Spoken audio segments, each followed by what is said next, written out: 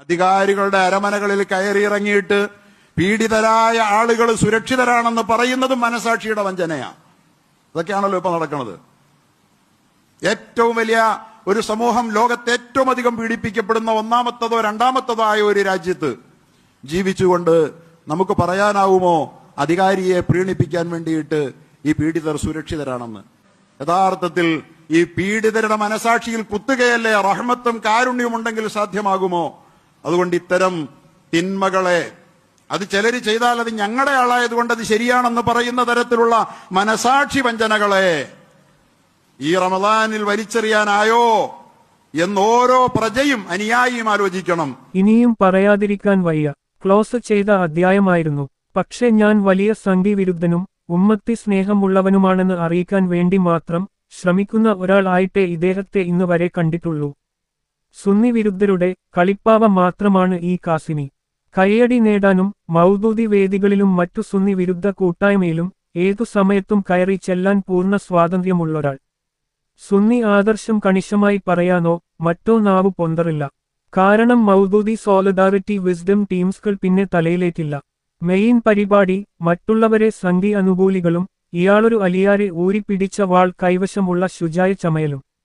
ഇപ്പോൾ റമളാനിൽ എന്തിനാണ് ഇദ്ദേഹത്തെ ഇങ്ങനെ പറയുന്നത് എന്ന് നിങ്ങൾ ചിന്തിക്കുന്നുണ്ടാവും. ശരിയാണ്. ഈ പരിശുദ്ധ റമളാനിൽ ഇത്തരം വിഴുപ്പലക്കലുകൾ ഒഴിവാക്കേണ്ടതിനു പകരം പ്രത്യക്ഷമായും പരോക്ഷമായും മറ്റുള്ളവരെ സമൂഹത്തിൽ തെറ്റിദ്ധരിപ്പിക്കാനും കുറ്റപ്പെടുത്താനും ശ്രമിക്കുന്ന ഇങ്ങേരുടെ റമളാൻ അല്ലാഹു സ്വീകരിക്കുമോ?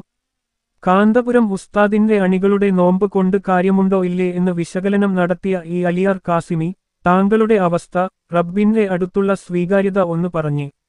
മറ്റുള്ളവരെ ഇങ്ങനെ സംഘി ചാപ്പ കുത്തി കയ്യടി വാങ്ങുക എന്നല്ലാതെ സമുദായത്തിൽ ക്രിയേറ്റീവ് ആയി താങ്കൾ ചെയ്യുന്ന പ്രവർത്തനങ്ങൾ ഒന്ന് പറഞ്ഞേ.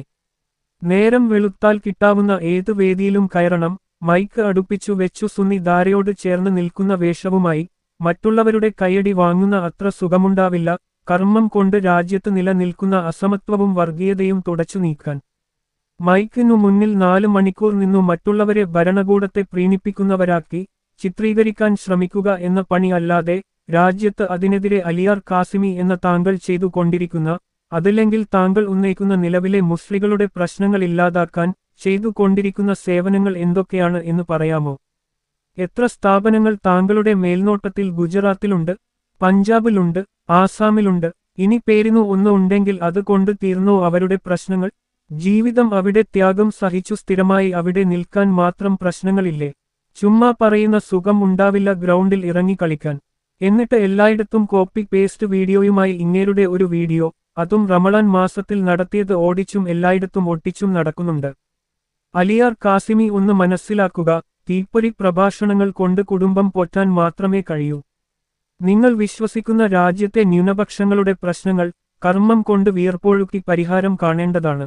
മൗദൂദി വഹാബികളുടെ ഇഷ്ടത്തോഴനായി നിന്നു വേദിയും പേജും ഇടക്ക് ഒരു വിദേശ ട്രിപ്പും കിട്ടിയാൽ ജീവിതത്തിൽ എല്ലാമായി എന്ന് ചിന്തിക്കുന്ന അലിയാർ കാസിമി, ഇനിയെങ്കിലും മുന്നിലിരിക്കുന്നവരുടെ കയ്യടി മാത്രം പ്രതീക്ഷിക്കാതെ ഉത്തരേന്ത്യയിലേക്ക് വണ്ടി കയറണം.